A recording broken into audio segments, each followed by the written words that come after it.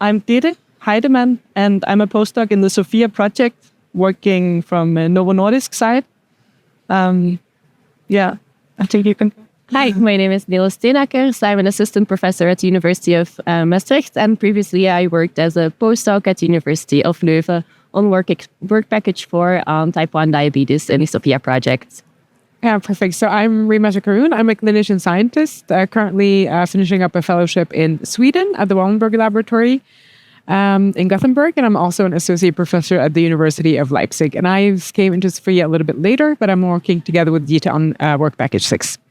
Yeah, and maybe we could start with hearing your experience, because we just found out that you've been on the SOPHIA project the longest, right? Yeah. So maybe you can talk a little bit about earlier. Yeah, and we can The early days. Yeah, I think I started not as the first postdoc from our side of the University of Leuven, but the second one. So I also see that there is a lot of movement throughout the SOPHIA project, which is quite nice, because then you meet up a lot of new people, like we just did. Yeah. But you also see a lot of new faces. And I also see that there's a lot of involvement, or has been a lot of changes throughout the project. New people, other ideas. Yeah. But I don't know if that's something that you also experienced. It's also my experience. So I came to the SOPHIA project for 1.5 years ago. Yeah. And at the beginning, I tried to figure out, so what is the SOPHIA project? What is in the original plan? Yeah. What do we need to do? And of course, we need to still look at that.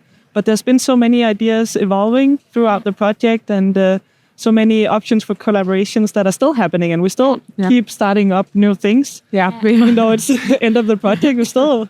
Yeah, I mean, luckily, we got this renewal, but I also got introduced to the project quite late on as basically a very small project, coming from Gothenburg, looking at the gut microbiota, together with a smaller cohort, basically.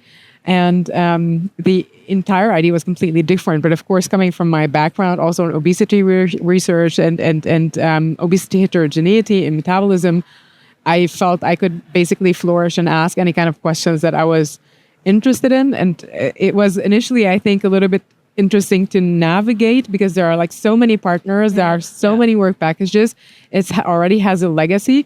But I honestly feel that everybody went out of their way to explain to me what work packages are, how far we are in different things, who is doing what. And so that's always, it feels like it's something that people will want to take beyond the current, state. Well, I really remember in the beginning when I took like a handover from another postdoc, and it was like, oh my God, so many meetings. But in the end, like even we had our core work package 4 meetings, and that was every week or every 2 weeks, very nice. But I think joining those other work packages, then you really added something new. And then we said like, oh, but you have that data. That's something we can do. Or maybe we should think about that. And that, I think, is really so useful in these big projects where you have your core group, and then you have possibilities to go beyond. Yeah, there's a lot of spin-offs from SOPHIA, a lot of projects going on. Yeah. But having been there a little bit longer, do you feel like...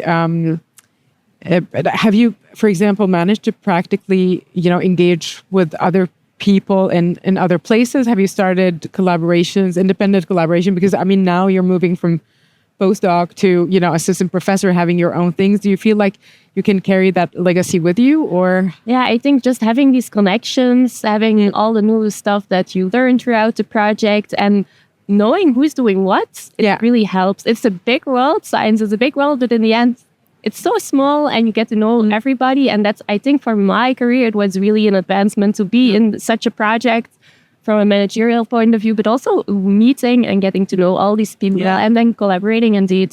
So many interesting collaborations happening. Yeah. So I came from another field. I came from microbiology before I joined the SOPHIA project. And for me, I did not know that. That's so funny. Yeah, so I had worked with the omics data before. Nice. So that was kind of the transition, that we had omics data in the SOPHIA project that we wanted to get something out of. And so I had to learn a lot about obesity. So that's why I'm also always asking all these questions in the meetings. And it's so good to have that access to really nice experts, and you're collaborating in this way, because then I can contribute with some omics knowledge, and then someone else can contribute with the biological or medical knowledge about what happens in bariatric surgery, for instance. I had no idea, but then collaborating with surgeons, you really get that insight to what is relevant to the patients as well. Yeah.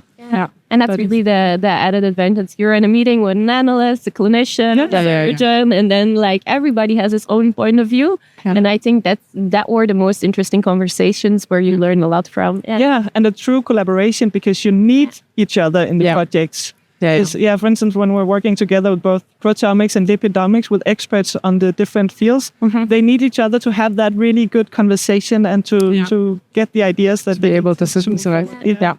I think one of like the funniest thing that I remember is when, because you were talking about so many different meetings, is like to basically understand, that those meetings, usually in meetings in academia can be honestly sometimes useless, right? But we somehow managed to have, these analyst meetings that happen on a regular basis. And it was, relatively clear when the project needed to crystallize that where we needed basically to move forward, that we could, count on people actually coming in that are also not directly included in the work package, but are related to SOPHIA and have worked with, similar data before and asked their direct opinion about specific methods that we are doing and even, work on code together, which I think is absolutely like priceless, right? And it's both academia and industry as well coming together and doing that together. That's also very, very valuable for both sides. Yeah, that's very unique. Yeah. And then also talking about, coming from academia myself and not having had a lot of interactions with, the industry, it's always like a little bit of a taboo until you realize that, you are thinking in the same way. You have the same goals. It's the same people. It's the same people at the end of the day. And it's quite interesting because they're genuinely extremely curious people who are interested in sharing their insights. And it's even in those big meetings where everybody's like presenting data, it seems that there's genuine interest from people from different industries, companies, different sites to basically just kind of tune in and listen to the actual results. And people are, thinking about the interpretation when you're speaking. So it's not about basically young researchers presenting data and then kind of being like left in the void, but you are getting actual feedback about, yes, that's useful. No, that's not useful. We even had, people circulating literature, related to conversations. So there's really great follow-up that you feel is going to get you somewhere. So it's not just a big consortium where people are talking all the time and things aren't getting done. So, really, there's a lot of follow-up. Yes, a lot of feedback, useful feedback. Yeah. And that's what you really saw in the beginning of the project. Like, there were a lot of partners, but in the beginning, you have those gaps. You need to get to know each other, and everybody's a bit hesitant. But in the end, it goes so smoothly. And now that you really see if there's somebody new joining, and we still have... I think in year 3 there was a new cohort with data that we found that could contribute, and then it's such a smooth transfer and inclusion in the project. Really nice. Yeah.